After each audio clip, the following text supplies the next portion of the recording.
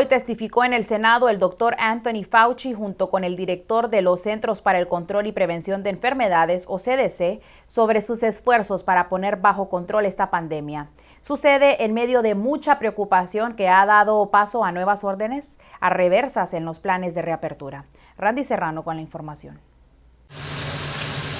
Es la pregunta que padres y educadores se siguen haciendo. ¿Deberían los niños volver a las escuelas en medio de la pandemia o quedarse en sus casas? Los sistemas escolares del país se preparan para lo incierto. Alina Zoyaret es maestra en Washington, D.C. Hemos escuchado padres que nos dicen, ya, estamos listos para volver a la normalidad, ¿verdad? Y otros padres tienen mucho miedo de que sus niños se puedan enfermar y lo mismo pasa con nuestro personal. La Academia Americana de Pediatras asegura que los beneficios académicos, mentales y físicos pesan más que el riesgo de que los niños contraigan COVID-19.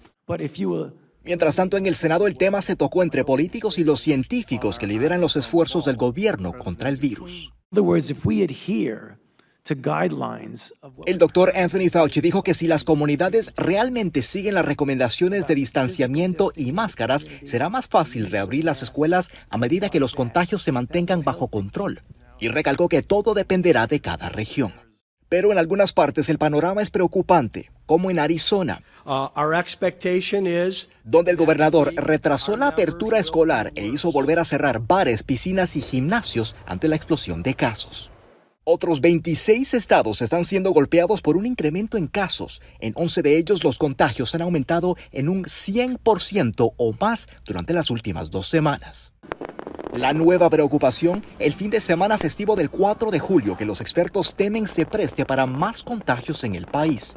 Y es que son tantos que hasta la Unión Europea este martes prohibió la entrada a sus países de toda persona que salga de Estados Unidos.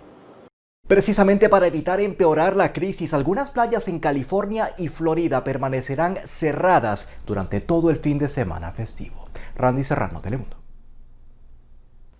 Gracias, Randy. Hoy se conocen más detalles sobre la orden de una jueza federal que hará que los niños migrantes detenidos con sus padres en centros de ICE sean liberados en Texas y Pensilvania debido a preocupaciones por la salud de los menores durante la pandemia. A continuación, Brian Mendoza nos tiene el informe.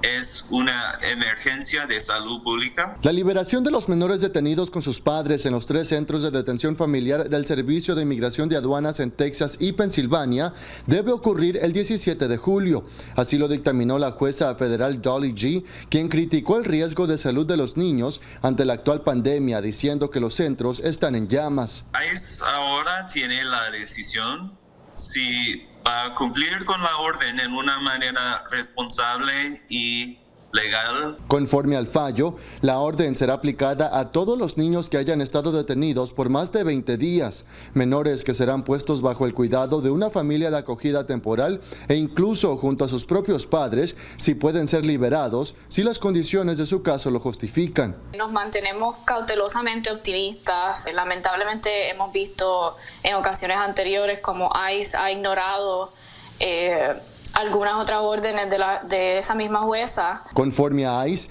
desde el 24 de junio registraron a 23.429 inmigrantes bajo su custodia, 751 de ellos dieron positivo al coronavirus. No hay razón por la que las familias deban ser detenidas, punto. Ante el dictamen de la jueza G, le preguntamos a ICE cuál sería el proceso para la liberación de los menores. Mediante un comunicado nos informaron que la oficina se encuentra revisando la orden que fue tomada en el litigio del Acuerdo Flores. Nosotros estamos también preocupados de que esta orden se utilice igualmente para separar a los niños de sus padres. En Honduras, el sistema hospitalario público tiene su capacidad limitada. Además, una nueva caravana sale desde San Pedro Sula. Le ampliamos este y otros titulares de Centro y Suramérica a continuación.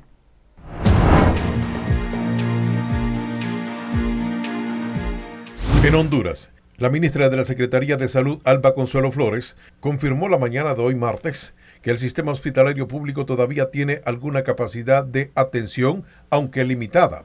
Realmente estamos ya en una situación bastante difícil, donde los hospitales están rebasando su capacidad de respuesta, sobre todo, por ejemplo, aquí en la capital y en la costa norte, donde los casos se han ido incrementando, dijo Flores. La funcionaria destacó que es bastante difícil para el personal de salud ver cuándo los pacientes llegan en una situación bastante crítica, razón por la cual la Secretaría de Salud del Sistema Nacional de Gestión de Riesgos SINAGER y todas las instituciones que están al frente de esta pandemia implementan nuevas medidas para la atención a la ciudadanía. Por otra parte, una nueva caravana de inmigrantes integrada por unos 70 hondureños salieron hoy martes de la central de buses de San Pedro Sula rumbo a los Estados Unidos. Los migrantes salieron a eso de las 2 de la madrugada y se dirigen hacia el punto fronterizo de Corinto, en Omoa Cortés. La defensora de los derechos humanos, Ismania Platero, consideró esta migración como un acto suicida, pues las rutas migratorias en medio de la pandemia del COVID-19 se encuentran con sus fronteras cerradas.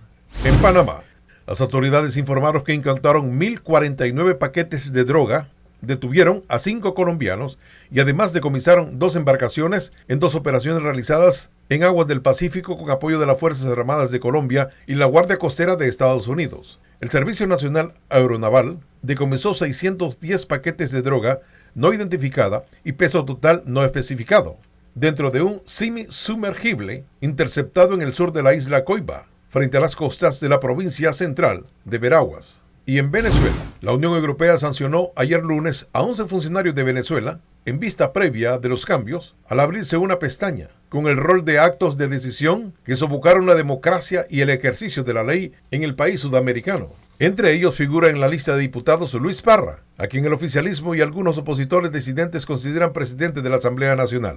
Por su parte, el presidente Nicolás Maduro: ¿quiénes son?